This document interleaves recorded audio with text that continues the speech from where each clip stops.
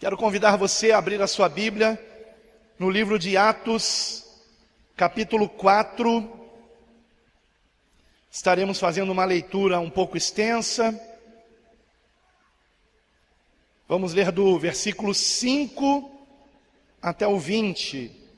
Atos dos Apóstolos, capítulo 4, versículo 5 ao 20. Eu peço que você preste bastante atenção, por favor. Nos diz assim o texto sagrado: E aconteceu no dia seguinte, reunirem-se em Jerusalém os seus principais, os anciãos, os escribas, e Anás, o sumo sacerdote, e Caifás, e João, e Alexandre, e todos quantos havia da linhagem do sumo sacerdote. E pondo-os no meio, pondo quem? Os apóstolos Pedro e João no meio, perguntaram: com que poder ou em nome de quem fizestes isto? Então Pedro, cheio do Espírito Santo, lhes disse: principais do povo e vós, anciãos de Israel, visto que hoje somos interrogados acerca do benefício feito a um homem enfermo e do modo como foi curado, seja conhecido de vós todos e de todo o povo de Israel, que em nome de Jesus Cristo, o Nazareno, aquele a quem vós crucificastes e a quem Deus ressuscitou dentre os mortos, em nome desse é que este está são diante de vós. Ele, Jesus, é a pedra que foi rejeitada por vós, os edificadores, a qual foi posta por cabeça de esquina. E em nenhum outro há salvação, porque também debaixo do céu nenhum outro nome há dado entre os homens, pelo qual devamos ser salvos. Então eles, vendo a ousadia de Pedro e João, e informados de que eram homens sem letras e indoutos, maravilharam-se e reconheceram que eles haviam estado com Jesus. E, vendo estar com eles o homem que fora curado, nada tinham que dizer em contrário. Todavia, mandando-os sair fora do conselho, conferenciaram entre si, dizendo: que havemos de fazer a estes homens? Porque a todos os que habitam em Jerusalém é manifesto que por eles foi feito um sinal notório, e não o podemos negar. Mas, para que não se divulgue mais entre o povo, ameacemo-los rigorosamente, para que não falem mais nesse nome a homem algum. E, chamando-os, disseram-lhes que absolutamente não falassem nem ensinassem no nome de Jesus. Respondendo, porém, Pedro e João lhes disseram: julgai vós se é justo diante de Deus ouvirmos antes a vós do que a Deus, porque não podemos deixar de falar do que temos visto e ouvido. Amém? Somente até aqui. Os irmãos podem sentar-se, por favor.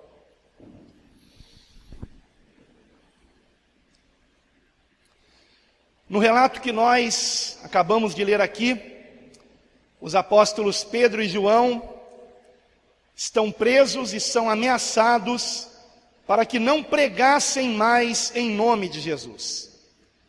Foram libertos depois desta ameaça, mas eles sabiam que se continuassem pregando em nome de Jesus, eles poderiam ser novamente presos e novamente ameaçados e até mesmo açoitados e até mesmo mortos por continuarem pregando neste nome. Este foi um momento crucial do início da igreja cristã. Se Pedro e João tivessem se amedrontado com estas ameaças, todos nós não teríamos conhecido sequer o nome de Cristo Jesus. Nenhum de nós teria a Ele se convertido e estaríamos perdidos, irmãos. Perdidos. Esse foi um momento crucial na igreja cristã. Obviamente, se a mensagem do Evangelho ultrapassou mais de um milênio, se a mensagem do Evangelho chegou até o nosso país, foi porque Pedro e João não se intimidaram com estas ameaças. Se continuarmos lendo o capítulo 4, veremos que, saindo dali, eles procuraram a igreja e oraram. Nós temos essa oração a partir do versículo 29, veja comigo. Agora, pois, ó Senhor, olha para as suas ameaças e concede aos teus servos que falem com toda a ousadia a tua palavra, enquanto estendes a tua mão para curar e para que se façam sinais e prodígios pelo nome do teu santo Filho Jesus. E, tendo orado, moveu-se o lugar em que estavam reunidos, e todos foram cheios do Espírito Santo e anunciavam com ousadia a palavra de Deus. Aleluia! É disso que nós estamos precisando, irmãos, desse revestimento de poder, dessa intrepidez e ousadia que vem por meio do Espírito Santo de Deus, quando oramos de todo o nosso coração, realmente querendo prosseguir nesta obra, de não nos calarmos, de não deixarmos de falar do que temos visto e ouvido, de não deixarmos de testemunhar o que pelo menos Cristo fez em nossas vidas. Eu não sei o que, aliás eu sei, né, porque eu pastorei essa igreja, mas talvez eu não saiba de tudo que Cristo tem feito na sua vida, mas eu tenho certeza que você tem testemunhos para contar, testemunhos de libertação de pecados, de vícios, de caráter que estava completamente deformado por esse mundo e foi restaurado por Cristo. E até mesmo outros testemunhos também, por que não? Até mesmo testemunhos na área financeira, Deus também abençoa na área financeira. Nós combatemos tanto a teologia da prosperidade, porque ela faz com que o homem busque a Deus por interesse material. Mas o fato é que quando buscamos a Deus de todo o nosso coração, sem nenhum interesse material, Ele também nos abençoa materialmente, irmãos. Ele também nos abençoa em todas as áreas da nossa vida. Mas não buscamos a Deus por interesse, buscamos a Deus por amor. Buscamos a Deus porque reconhecemos que Ele teve misericórdia de nós, que mesmo este mundo tendo virado as costas para Deus, ainda assim Deus enviou a este mundo o seu Filho unigênito para morrer em nosso lugar, pagando o preço da nossa salvação, amados. Sofrendo o nosso castigo, a ira do próprio Deus foi lançada sobre Ele, para que não fosse lançada sobre aqueles que nele creem.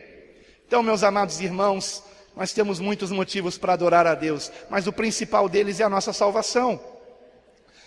Mas a perseguição, irmãos, que nós temos aqui para com Pedro e João, ela se estendeu para os demais apóstolos, ela se estendeu para toda a igreja. E o fato é que o início da igreja foi assim. O início da história da igreja cristã, que está registrada no livro de Atos, mas que prossegue também em livros históricos, o início da igreja foi marcado por uma crescente perseguição contra os cristãos. Por exemplo, no capítulo 5, a partir do versículo 17, se você quiser aqui acompanhar comigo, apesar de que eu não vou ler, estou apenas mencionando aqui, nós temos os apóstolos todos sendo presos, todos eles, os 12, e sendo depois libertos miraculosamente pela mão de Deus, através de um anjo. Depois disso, no dia seguinte, eles são presos novamente, são açoitados, são ameaçados, porém no versículo 29, Pedro responde o seguinte, mais uma vez Pedro, sendo porta-voz da igreja, ele responde, junto com os demais apóstolos, mais importa obedecer a Deus do que aos homens. Então, amados, nós temos que obedecer às leis governamentais até certo ponto. Até que ponto? Até que estas leis não contrariem a lei de Deus. Por exemplo, no capítulo 6, veja comigo, você vira uma página aí, ou talvez na sua Bíblia já esteja aparecendo o capítulo 6, e no capítulo 6 desse mesmo livro de Atos, nós temos a instituição dos diáconos, aqueles 7 homens cheios de sabedoria, cheios do Espírito Santo e que davam bom testemunho e que foram escolhidos pelos apóstolos para que estivessem, aliás, por toda a igreja na verdade, para que estivessem fazendo a ação social da igreja, dando o alimento para as pessoas carentes que estavam no meio da igreja, especialmente as viúvas. E nós temos mais adiante nesse mesmo capítulo, especialmente a partir do versículo 8 do capítulo 6 de Atos, nós temos o relato de Estevão, um destes 7 diáconos, sendo preso.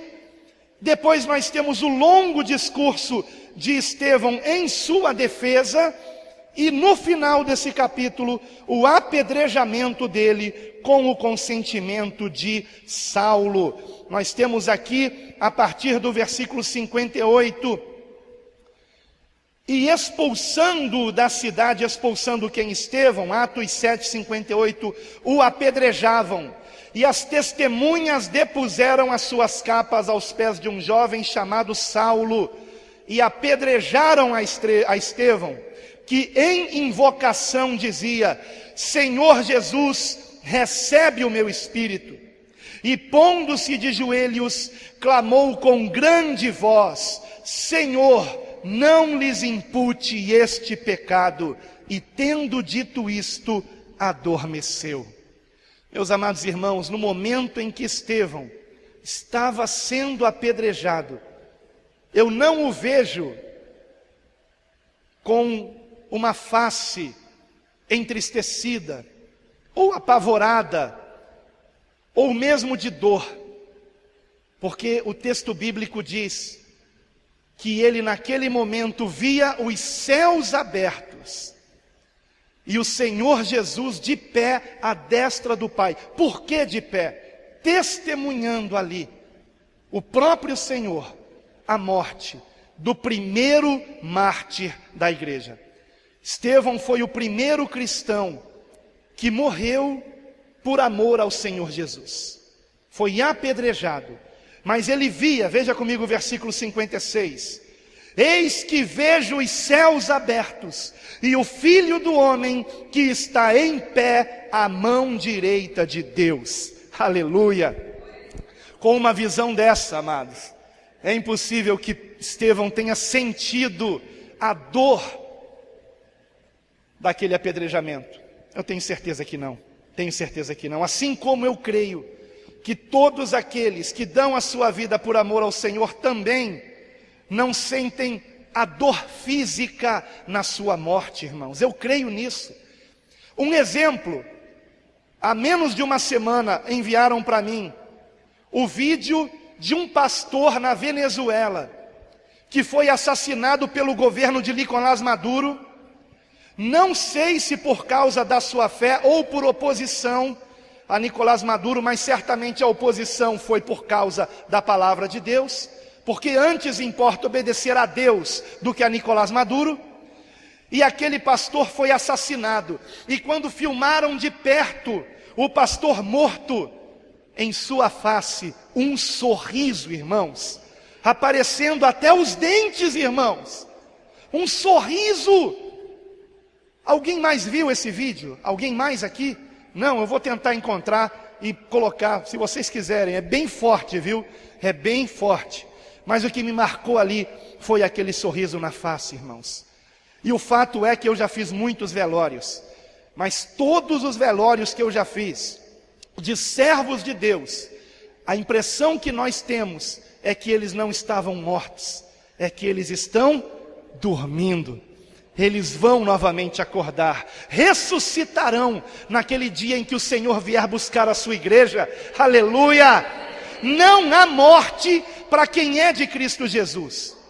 O próprio Senhor Jesus disse: eu sou a ressurreição e a vida, aquele que crer em mim, ainda que morra, viverá. Aleluia! Esse é o nosso Deus. Então não tememos a morte, não temos por que temer a morte.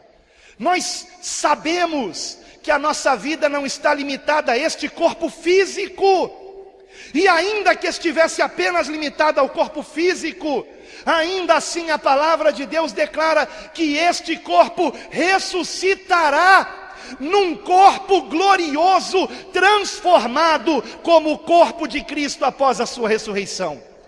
Então, amados, não temos por que temer o homem.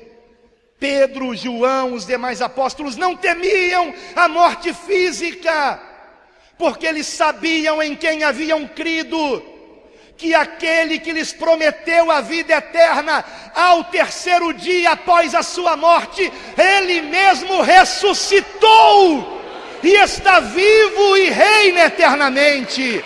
Louvado seja o Senhor, louvado seja o nosso Deus. Se você ver comigo o versículo 1 do capítulo 8, você verá que o apedrejamento de Estevão desencadeou uma ferrenha perseguição contra os demais cristãos. Diz assim o texto: e também Saulo consentiu na morte dele, lembrando que este Saulo é o apóstolo Paulo, que antes de ser chamado pelo Senhor no caminho de Damasco, era um perseguidor da igreja, como nós temos aqui. E por que o Senhor apareceu a Saulo? Dentre outras coisas, para que ele servisse de exemplo como o maior dos pecadores, como ele mesmo se referia a si mesmo. Foi transformado no maior dos apóstolos, no maior pregador do evangelho de todos os tempos, irmãos. E não somente por isso, também porque Estevão, quando estava sendo apedrejado, deu testemunho de um verdadeiro servo de Cristo. Ao invés de pagar o mal com o mal, ao invés de amaldiçoar aqueles que o estavam apedrejando, Estevão fez uma oração de joelhos, clamou com grande voz no versículo 60 do capítulo anterior: Senhor, não lhes impute este pecado. E tendo dito isto, adormeceu. Aleluia. Estevão orou por Saulo, e por isso Saulo se converteu. Irmãos, eu tenho uma tese, a de que ninguém se converte a não ser a força de oração. Eu creio que eu só me converti porque alguém orou por mim, irmãos. Talvez até mais de uma pessoa. Você só se converteu porque oraram por você. E se você orar por aqueles que te perseguem, eles hão de se converter também. E aquele ao qual hoje você chama de teu inimigo, um dia você chamará de meu irmão em Cristo. Louvado seja Deus. Esta é a vontade de Deus, a conversão, não a condenação dos homens. Então nós vemos aqui que Saulo, no versículo 1 do capítulo 8, consentia na morte de Estevão. E fez-se naquele dia, naquele mesmo dia, uma grande perseguição contra a igreja que estava em Jerusalém. E todos foram dispersos pelas terras da Judéia e de Samaria, exceto os apóstolos. Então houve uma grande perseguição, permitida por Deus, porque esta perseguição fez com que os cristãos não ficassem limitados ali em Jerusalém, mas fossem para a Judéia, Samaria e até os confins da terra. Até mesmo aqui no nosso país, para a honra e glória do Senhor Jesus, chegou também o Evangelho. Mais adiante, nós temos no capítulo 12, aqui mesmo, no livro de Atos, Tiago, um dos apóstolos, irmão de João, sendo o primeiro apóstolo martirizado por causa da sua fé em Cristo, do seu amor ao Senhor. Diz assim o texto: e por aquele mesmo tempo o rei Herodes estendeu as mãos sobre alguns da igreja para os maltratar. Então não foi só Tiago, só que Tiago foi morto à espada, diz o versículo 2. Então, foi o primeiro apóstolo martirizado, Tiago, irmão de João.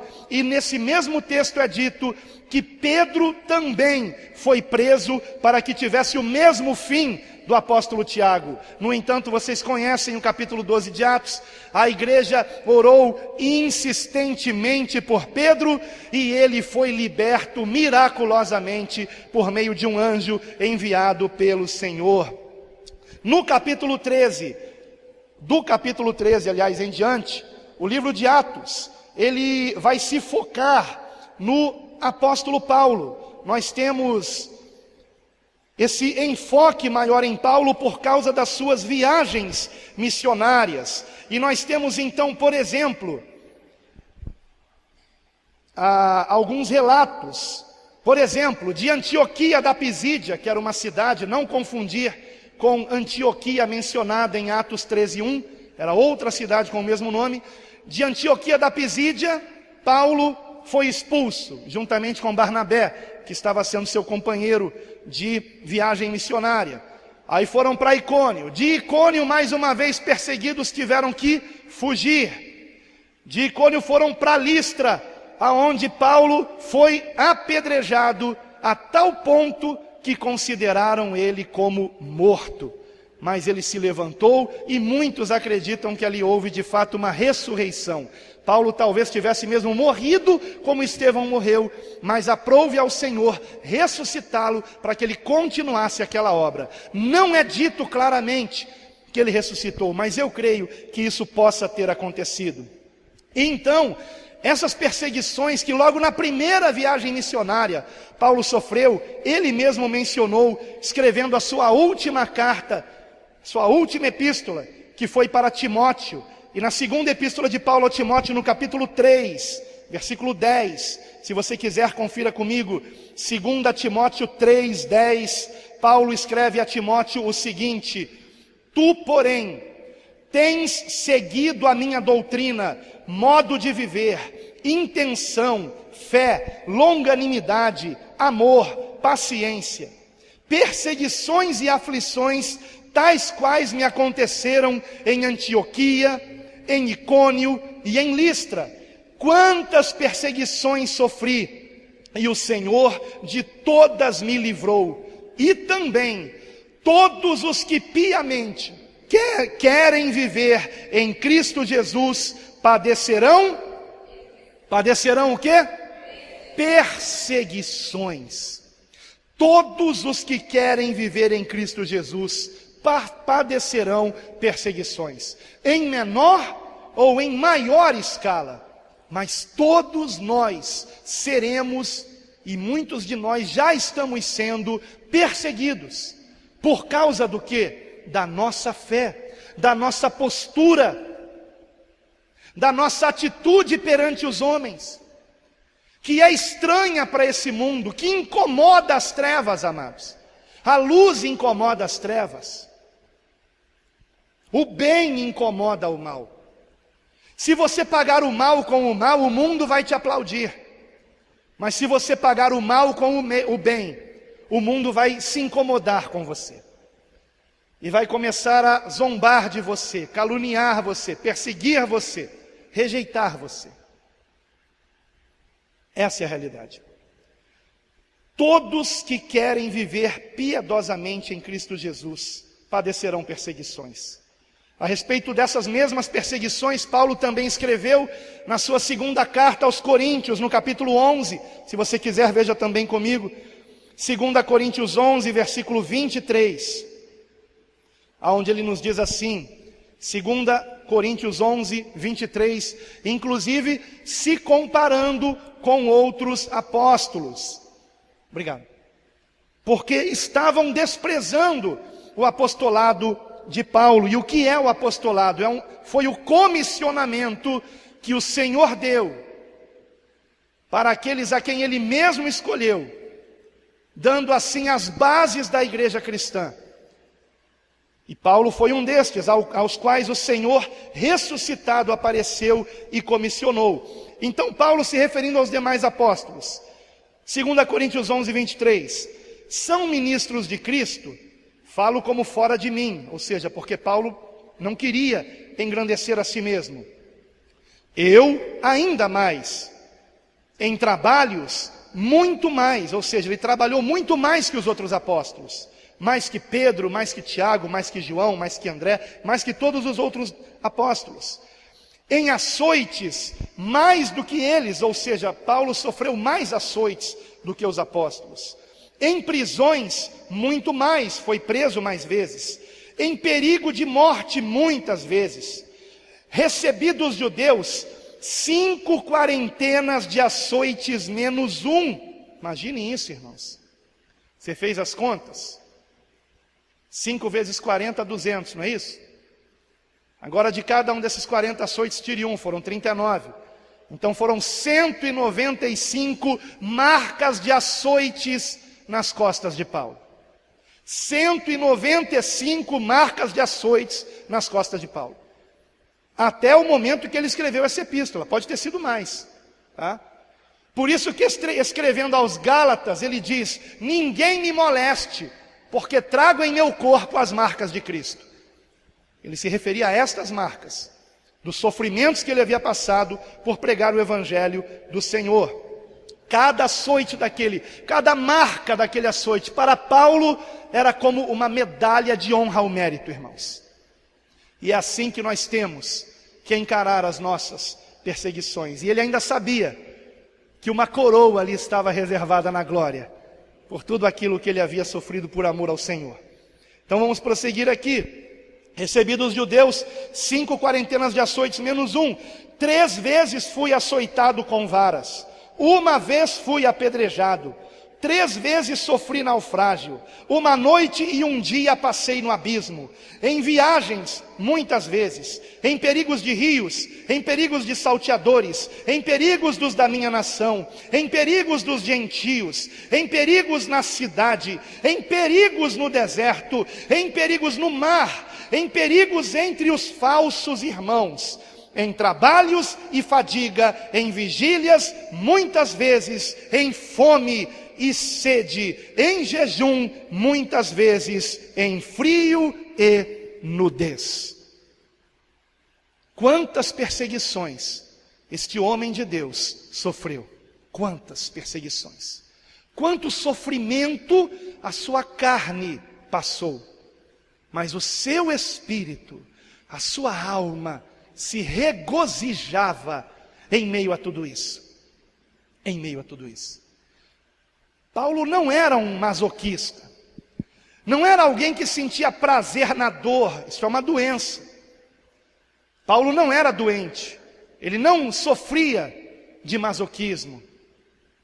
Mas Paulo, por amor de Cristo, se sentia feliz quando na sua carne padecia como Cristo padeceu naquela cruz por cada um de nós. Ele deu a sua vida por nós, Jesus Cristo. Será que nós não podemos sentir qualquer dor por amor ao que Ele fez por nós? Por amor a Ele, irmãos. Por que eu trago essa mensagem, queridos? Porque assim como a igreja, escute com muita atenção, porque eu acho muito provável que alguns de vocês, daqui a não muito tempo, estarão negando ser de Cristo. Não estarão mais participando de cultos. Não estarão mais querendo ser vistos lendo a Bíblia, se é que continuarão lendo. Se é que será permitido você ter uma Bíblia. Eu digo isso porque à luz das Escrituras, irmãos, à luz do que o próprio Senhor Jesus profetizou acerca da sua igreja, assim como os primeiros dias da igreja sobre a face da terra, começaram debaixo de ferrenha perseguição e crescente perseguição, os nossos últimos dias sobre a face da terra também serão debaixo de grande e crescente perseguição. E não haverá um lugar neste mundo no qual possamos nos esconder, irmãos. Não haverá. Porque o próprio Senhor Jesus disse que todas as nações nos odiarão. Todas as nações. Não são apenas algumas dezenas de nações, como por exemplo neste quadro que hoje eu quis colocar aqui, para ilustrar esta mensagem. Este quadro é a lista mundial da perseguição da Organização Cristã Internacional Portas Abertas. Todos os anos eles atualizam uma lista com os 50 países onde cristãos podem morrer por amor a Jesus. E eles colocam numa ordem de perseguição, começando pelo país que mais persegue hoje os cristãos no mundo, que é a Coreia do Norte. Em segundo lugar, o Afeganistão. Agora vejam que há uma setinha para cima na Coreia do Norte e no Afeganistão, ou seja, do ano passado para cá, subiram de posição. Em terceiro lugar, Somália, está igual ao ano passado. Em quarto lugar, Sudão. Quinto lugar, Paquistão. Depois Eritreia, Líbia, Iraque, Iêmen, Irã, Índia. Esses 11 são os que têm perseguição extrema. Extrema, ou seja, se souberem que você é cristão, você pode morrer. Pode morrer. Perseguição extrema nesses países. Nesse momento, não se sabe a quantidade de cristãos, por exemplo, que estão presos fazendo trabalhos forçados na Coreia do Norte. E que estão presos, porque mesmo presos, eles não negam a Jesus. Porque em alguns destes 11 países, se o preso que foi preso por causa da sua fé em Cristo negar a Jesus, ele é solto. A perseguição acaba. Mas de que adianta o homem ganhar o mundo inteiro e perder a sua alma, irmãos? Isso é muito sério, meus queridos irmãos. Isso é muito sério. Muitos não têm ideia da seriedade disso aqui. A lista prossegue depois com a chamada perseguição severa, que vai do 12º país, Arábia Saudita, até a República Centro-Africana, o país de número 35. Depois vem a perseguição alta, que é do país de número 36, que são os territórios palestinos, até o país de número 50, Djibouti. Estes são os países aonde os cristãos são mais perseguidos atualmente. E como que eu sei que não são apenas estes países, mas que esta perseguição de 11 países que perseguem com severidade os cristãos vai aumentar muito, porque o próprio Senhor Jesus profetizou isso. Veja comigo Mateus capítulo 24, por favor. Eu poderia abrir também Marcos, Lucas, poderia abrir outros textos bíblicos referentes a isso, inclusive no próprio Apocalipse. Esta é uma mensagem que eu considero das mais importantes que eu já preguei, toda a minha vida. Porque você corre o risco de negar o Senhor, se a partir deste culto, ou o mais rápido possível, você não tomar providências, que eu estarei aqui mostrando na palavra de Deus, para que você não negue o Senhor. Mateus 24, versículo 3. E, estando assentado no Monte das Oliveiras, chegaram-se a ele quem? A Jesus, os seus discípulos, em particular, dizendo: dize-nos, quando serão essas coisas, e que sinal haverá da tua vinda e do fim do mundo? E Jesus, respondendo, disse-lhes: acautelai-vos, que ninguém vos engane. Então, vamos dar uma pausa aqui. O Senhor, o que Ele vai falar a partir deste momento, é a respeito do tempo do fim, do tempo que precede a sua vinda, o seu retorno a esse mundo, para nos arrebatar ao seu encontro imediatamente após a ressurreição dos justos. nos levar ao seu encontro nos ares e em seguida exercer a ira sobre os ímpios, sobre aqueles que estão e que estarão nos perseguindo e que não se converteram antes da vinda do Senhor. Então tenha isso em mente, o que o Senhor está falando a respeito desse tempo atual. Preste atenção, versículo 6, e ouvireis de guerras e de rumores de guerras. Quantos aqui têm ouvido? Quantos aqui têm ouvido falar de guerras e rumores de guerras? Olhai, não vos assusteis, porque é necessário que isso tudo aconteça, mas ainda não é o fim. Versículo 7, porquanto se levantará nação contra nação, e reino contra reino, ou seja, está falando de uma guerra generalizada. Todas as nações, todos os reinos, guerreando uns contra os outros. Isto já aconteceu? Talvez você diga, já pastor, 1914 começou a Primeira Guerra Mundial, em seguida a Segunda Guerra Mundial, só que não foram guerras mundiais, porque naquela época o mundo de então não estava globalizado, a economia não era completamente dependente de um país do outro. Então se você, por exemplo, verificar quantos países participaram da Primeira Guerra Mundial, foram poucos, da chamada Primeira Guerra Mundial. Quantos países da Segunda Guerra Mundial? Um pouco mais, mas ainda assim poucos em comparação a todos os países do mundo. Mas haverá uma guerra que chamarão de Terceira Guerra Mundial, e esta sim, no mundo globalizado de hoje, não haverá um único país que poderá ficar neutro nesta guerra. Todos eles precisarão estar ou de um lado ou de outro lado. Pois muito bem, nação se levantará contra nação e reino contra reino, e haverá fomes. Inclusive eu li no início desse ano que a ONU lançou um relatório dizendo que a fome no mundo cresceu em 2017, ao invés de diminuir. Pestes, ontem mesmo eu li de uma nova peste que apareceu na África, mais uma peste nova que apareceu, terrível, mortífera.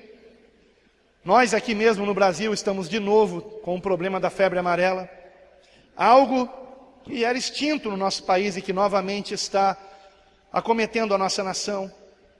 Pestes e terremotos em vários lugares. Inclusive eu li também uma previsão dos cientistas que neste ano de 2018, a previsão é que teremos os maiores terremotos de toda a história, irmãos, por uma série de fatores. Então se prepare. Quem sabe até terremotos mais fortes no Brasil, porque já está acontecendo também no Brasil. Mateus 24, agora versículo 8. Mas todas estas coisas são o que, irmãos? Princípio das dores. Então vejam comigo, desde o início do século 20, muitas guerras, muitos rumores de guerras, a qualquer momento a deflagração de uma terceira guerra mundial, nação contra nação, reino contra reino, pestes, fomes, terremotos, tudo isso também desde o século 20 para cá, tem aumentado cada vez mais. Há um aumento, por exemplo, no número de grandes terremotos na Terra. Porque grandes terremotos não precisam de aparelhos de sismologia, do sismógrafo, para que sejam detectados. Grandes terremotos derrubam construções. E todos os grandes terremotos foram registrados ao longo da história. E quando se compara o número de grandes terremotos do século XIX para trás, nós percebemos que desde o início deste milênio, o número de grandes terremotos tem crescido, e a partir do século XX, cresceu assustadoramente, irmãos. O que Cristo profetizou está acontecendo, mas agora preste atenção, tudo isso tem acontecido até agora. O que vem a seguir? O que vem depois disso? O que vem depois desses sinais, irmãos? Veja comigo o versículo 9. Então, e esta palavra então é muito importante, o Senhor está dizendo, depois disso, imediatamente após esses sinais se cumprirem, vos hão de entregar para serdes atormentados, e matar-vos-ão, e sereis odiados de 50 nações, irmãos, de 35 nações, de 11 nações. Não, sereis odiados de todas as nações por causa do meu nome. O Senhor Jesus declarou: os céus e a terra passarão, mas as minhas palavras jamais passarão. Esta palavra não cairá por terra, irmãos. Ela se cumprirá. Chegará um momento em que todos os cristãos sobre a face da terra, não somente 11 nações, mas todas as nações, os estarão perseguindo severamente. Haverá uma perseguição extrema contra nós. Contra nós. Mas, irmãos, quando eu vejo pessoas abandonando, trocando de igreja, por motivos tão fúteis, tão banais, por interesses de bênção material, por interesses de cura. Ah, em tal igreja eu não fui curado, vou em outra para ver se lá eu vou ser. São pessoas, irmãos, que quando vier a perseguição, negarão o Senhor, serão as primeiras a negar, porque elas não querem sofrer por Jesus, elas não querem ser provadas por Deus na sua fé. Irmãos, eu costumo alertar a todos que são batizados, eu digo, amados, o que aconteceu com Jesus imediatamente após o batismo? Imediatamente após João o ter batizado, o que aconteceu com Jesus? Ele foi conduzido pelo Espírito Santo ao deserto. Não foi a um restaurante, não foi a um parque de diversões, a um shopping. Não, foi ao deserto. Para quê? Para que fosse tentado pelo diabo. Eu alerto aqueles que se batizaram. Eu alertei este último grupo, que foi batizado no dia 31 de dezembro do ano passado, os irmãos anteriores e os outros batismos também. Eu os tenho alertado. Vocês serão provados na sua fé. Vocês serão provados na sua fé. Todo aquele que se converte a Cristo precisa ser provado na sua fé, irmãos. Precisa ser. Precisa ser. É necessário que seja. Porque nós precisamos ser encontrados dignos do que Deus tem preparado para aqueles que o amam, irmãos. Temos que ser achados dignos. Aquele malfeitor na cruz, talvez você diga: ah, pastor, aquele lá passou a vida fazendo coisas erradas e foi para o paraíso. Não se esqueça que depois dele ter ouvido: hoje estarás comigo no paraíso, as pernas dele foram quebradas. Imagine a dor que ele sofreu naquela cruz. E ao sentir aquela dor, o que será que se passou no coração daquele homem? Será que ele amaldiçoou o Senhor por aquela dor? Ou será que ele disse: bendita dor e hemorragia, que me levará mais perto e mais rápido ao paraíso? Aleluia! Como é que você encara o sofrimento, irmão? Irmã, é um teste da sua fé. Você vai recuar? Você vai negar o Senhor? Vai deixar a congregação? Ou vai perseverar até o fim? Vamos prosseguir aqui a leitura.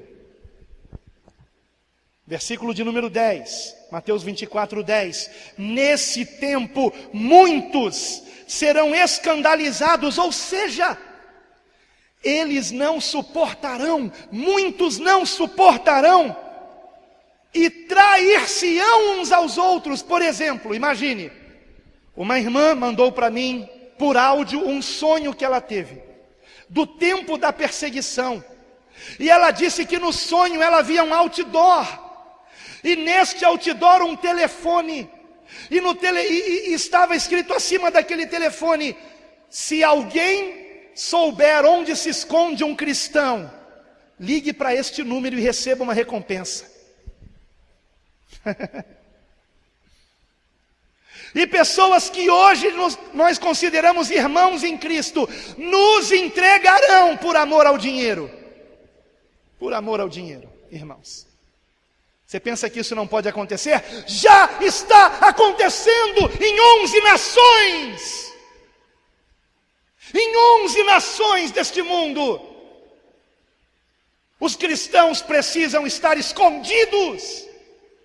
Para eles, a grande tribulação já começou, irmãos. Não, quando a grande tribulação começar, eu já vou ter sido arrebatado.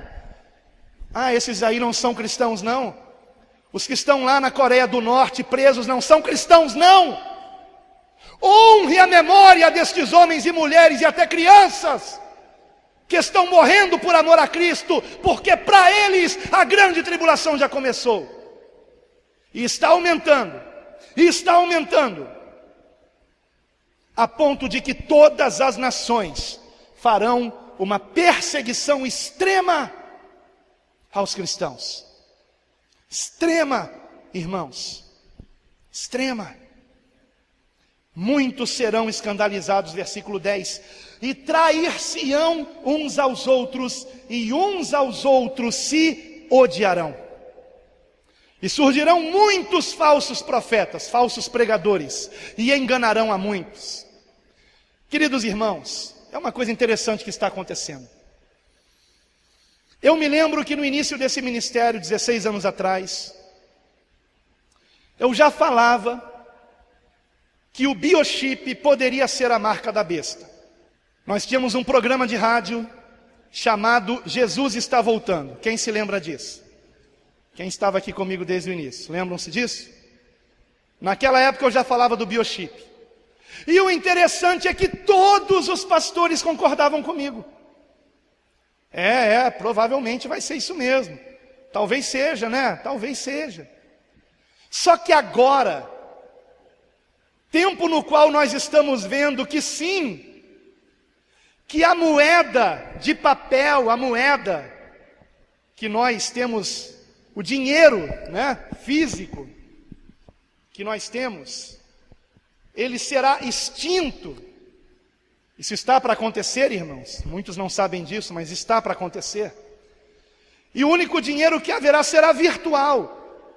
Porque a verdade é que, por exemplo, quem tem um cartão de débito e recebe o seu salário direto na conta, se ele quiser, ele passa o mês inteiro sem precisar pegar em dinheiro físico, irmãos. É só usar o cartão de débito para tudo. É claro que existem hoje estabelecimentos que se você quiser comprar R$2 de pão no cartão, você não pode comprar. Mas nos Estados Unidos, se você quiser comprar uma caixa de fósforo no cartão de crédito, você compra. No cartão de débito você compra. E quando isso se tornar lei, todos os comércios terão que se adaptar a isso. Todos os comércios.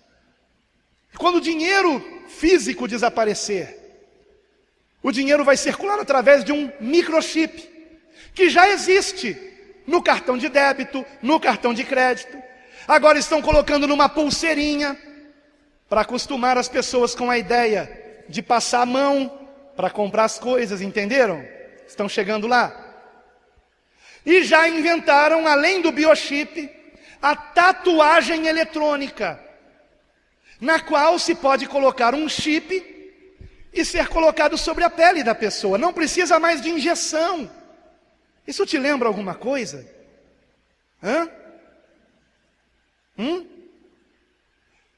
Ninguém vai poder comprar, vender, fazer negócios, a não ser pelo chip, que a princípio está no cartão, depois na pulseira, depois na tatuagem eletrônica.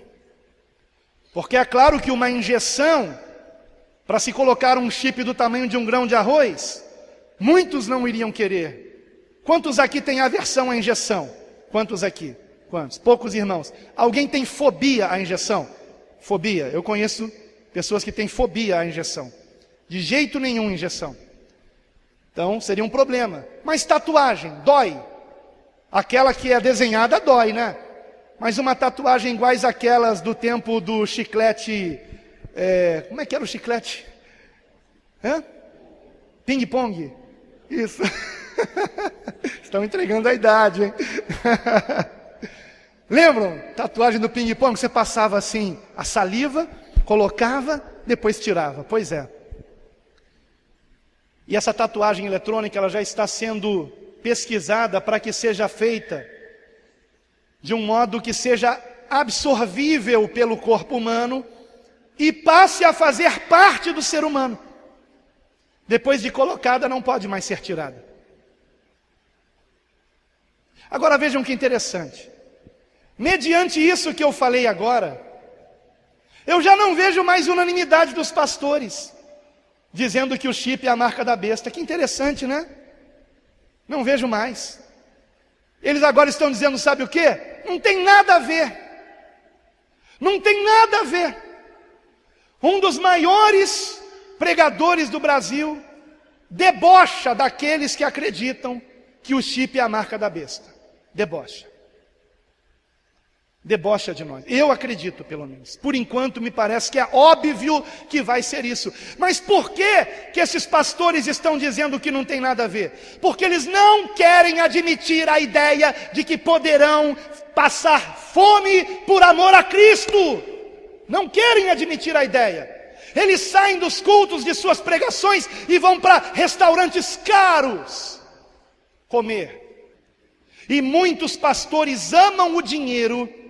E serão esses falsos profetas aqui que enganarão a muitos dizendo, não, o chip não tem nada a ver. Isso aí ainda não é a marca da besta não. Olha, mesmo que a tatuagem eletrônica seja na mão e na testa, vão dizer que não tem nada a ver. Por que colocariam na testa? Você já viu alguém completamente tatuado nas mãos, no braço? Quem já viu? Outro dia mesmo eu estava vendo uma pessoa assim. A tatuagem pegava até os dedos. Até os dedos. Uma pessoa dessa, que lugar do corpo ela terá para colocar a tatuagem eletrônica? Testa. Compreende, irmãos? Estão entendendo? E alguns vão achar aquilo tão legal. Poxa, que tatuagem bacana, ela brilha.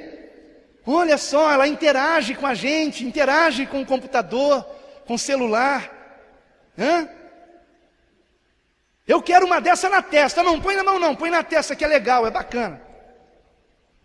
E mesmo assim, sendo na mão e na testa, haverá pastores dizendo, tem nada a ver. Tem nada a ver. Não tem nada a ver porque, pela minha doutrina pré-tribulacionista, a marca da besta só vai ser imposta depois do arrebatamento, não teve o arrebatamento ainda, então. Compreenderam por que essa doutrina apareceu no fim dos tempos? Mas nenhum apóstolo, nenhum discípulo, nenhum cristão ao longo da história acreditou nisso. Porque Jesus nos diz claramente que seremos perseguidos no fim. Agora não confundam a grande tribulação com a ira de Deus. A grande tribulação é a perseguição contra a igreja. Essa perseguição já está acontecendo. E de forma severa em pelo menos 11 países, irmãos. Mas a ira de Deus é muito, muito, muito pior do que isso.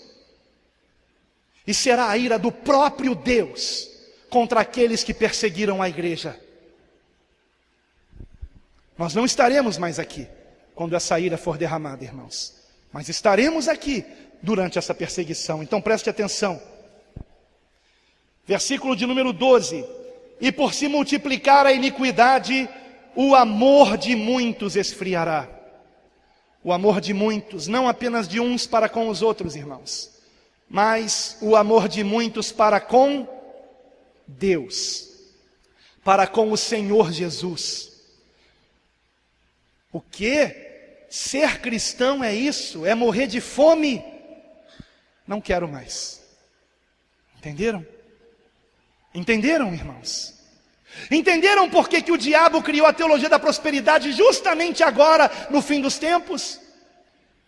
Para que os cristãos amem o conforto, amem o dinheiro, amem a comida, amem esse mundo, para que quando o anticristo aparecer oferecendo bem-estar, a troco de submissão ao seu sistema, esses cristãos se submetam a ele, porque eles amam essas coisas, irmãos. E você? A quem você ama? A quem você ama? Nós seremos provados. Escute o que eu estou te falando. E pode acontecer mais rápido do que você imagina. Pode acontecer muito mais rápido do que você imagina. Aquilo que nós estamos pensando que vai acontecer só em 2030, daqui a 12 anos. Se acontecer uma guerra mundial agora, tudo isto pode acontecer no prazo de 1 ano no máximo, irmãos. O tempo será abreviado, irmãos. As coisas acontecerão mais depressa, queridos. Será que você está preparado para o que está por vir? Seria falta de amor da minha parte não alertar você. Você que está levando Jesus na brincadeira. Um dia isso será muito sério na tua vida. Muito sério. Ou você leva Jesus a sério agora, ou então será tarde demais.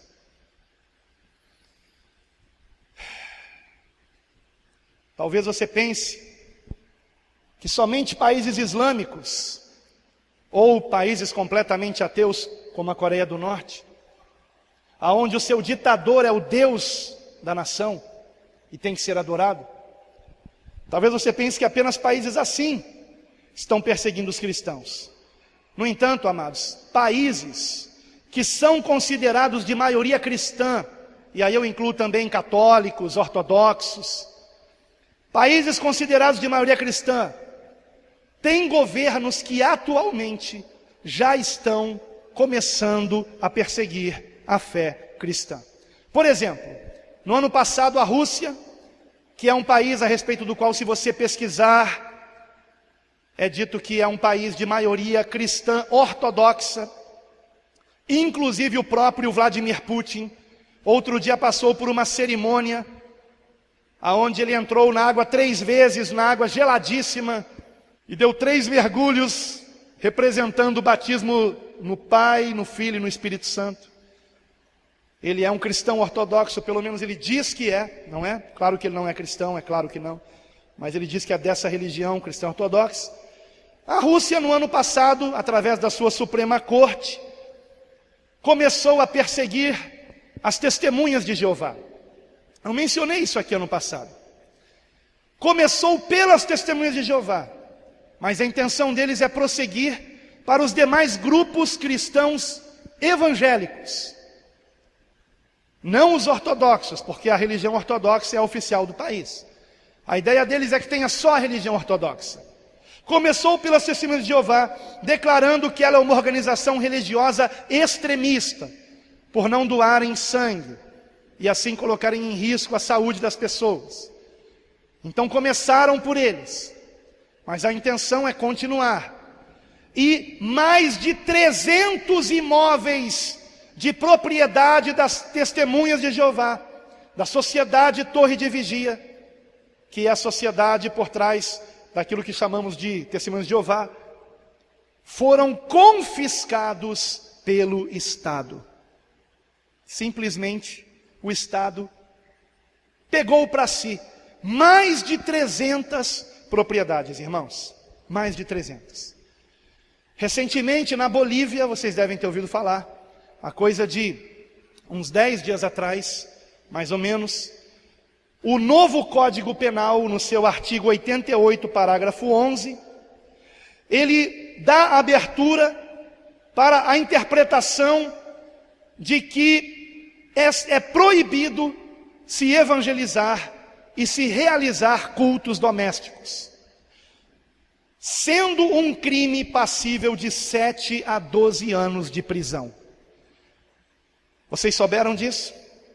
Pelo WhatsApp foi muito compartilhado, Facebook também, creio que todos os meios de comunicação social da internet. Mas eu tenho uma boa notícia para vocês. Passaram para minha esposa essa notícia ainda há pouco antes de nós virmos para a igreja. Quem foi que passou, meu amor? Oi? A irmã Késia. Amém. Orações, a irmã Késia que esteve aqui hoje de manhã, né? Amém. Aqui, matéria de hoje é dia 21, né, irmãos? Amém? Oi? 21, matéria de hoje que saiu no site de notícias cristã Gospel Prime. Orações atendidas. Evo Morales, que é o presidente da Bolívia, suspende criminalização das igrejas. Pelo menos está suspensa.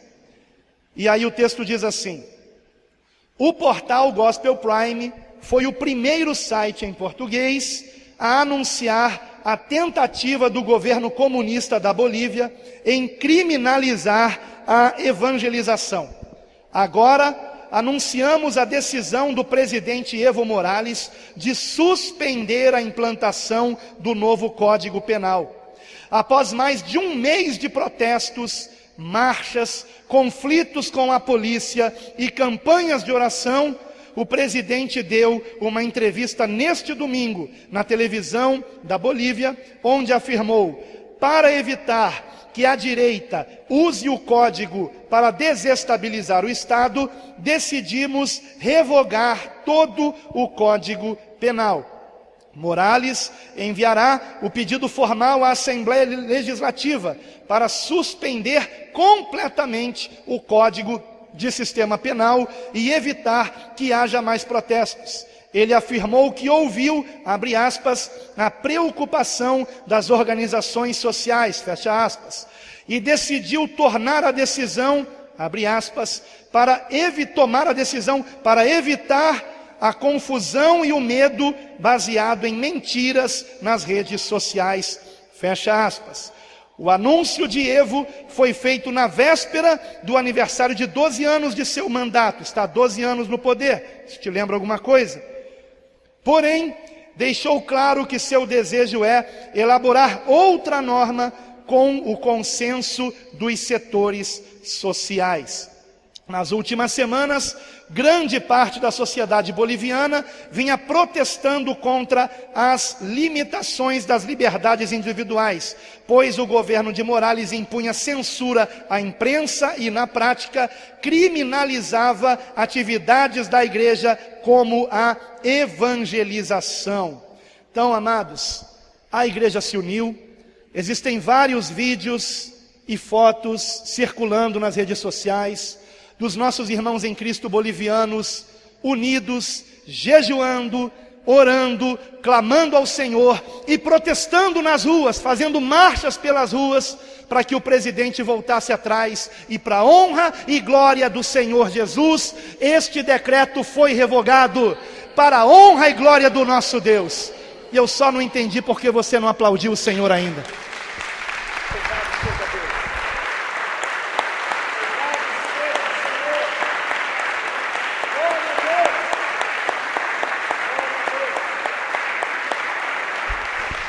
Louvado seja o nosso Deus que ouve as orações. Outro dia se levantou uma questão aqui: por que Tiago foi degolado por Herodes e Pedro, que foi preso também para ser degolado, não foi degolado, pelo menos não naquele momento, né? Depois ele foi martirizado, sendo crucificado de cabeça para baixo. Por quê? Será que foi porque a igreja orou por Pedro e não deu tempo de orar por Tiago? É possível, irmãos. É possível, irmãos. Quando nós oramos, o impossível acontece. Nós temos que orar. Nós temos que nos lembrar que temos esta arma que é a oração, meus irmãos. E eu quero aqui deixar a conclusão desta mensagem. Se você puder estar conosco para o culto de quarta-feira. Eu não quero me prolongar mais aqui. E eu peço que você esteja aqui na quarta-feira, porque isto foi uma prévia do que eu ainda vou dizer. Muitos de vocês não sabem, mas atualmente no Brasil, Há uma perseguição aqui e ali. Existem governos no nosso país que já estão perseguindo os cristãos. Por exemplo, o governador de Brasília, ele mandou derrubar mais de 30 igrejas no Distrito Federal em 2017. Enquanto eu falo isso aqui, quando essa mensagem for para a internet, aparecerá as imagens das igrejas sendo derrubadas.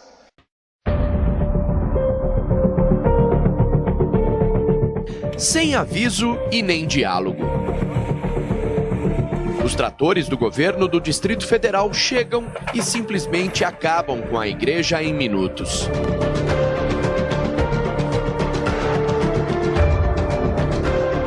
Não deram tempo, fizeram alguns telefonemas, mas e aí passaram o trator por cima e derrubaram a nossa igreja lá. Os fiéis são pegos de surpresa e a tentativa de salvar objetos dentro do templo é impedida com truculência. Mas a partir do momento que ela pega as igrejas e começa a patrocinar a derrubada, ela deixa de fazer a justiça e começa a ser justiceira. E em ser justiceira, está sendo seletivo. Em sendo seletivo, está sendo igreja, eu entendo, está tendo perseguição religiosa. E o Congresso Nacional precisa abrir o olho para isso. Porque é uma turma que não gosta muito de igreja mesmo, não. E mais de 30 locais de cultos foram derrubados por conta de um governador anticristão. E, inclusive, eles não permitiam que os cristãos tirassem de dentro da igreja aparelhos eletrônicos, móveis como púlpitos, nada. Absurdo, irmãos, o que aconteceu. Alguém viu isso na Rede Globo? A Rede Globo noticiou isso? Alguém viu na Rede Globo? Não, né? Rede Globo não noticia isso, não. A Rede Globo vai noticiar a perseguição aos cristãos, irmãos? Agora, se fossem mesquitas muçulmanas sendo derrubadas, uma delas já era o bastante para ser mostrado na Rede Globo. Não estou aqui dizendo que é só a Rede Globo não, tá, irmãos? Todos os canais de TV, infelizmente, trabalham por um sistema globalista que quer acabar com o cristianismo.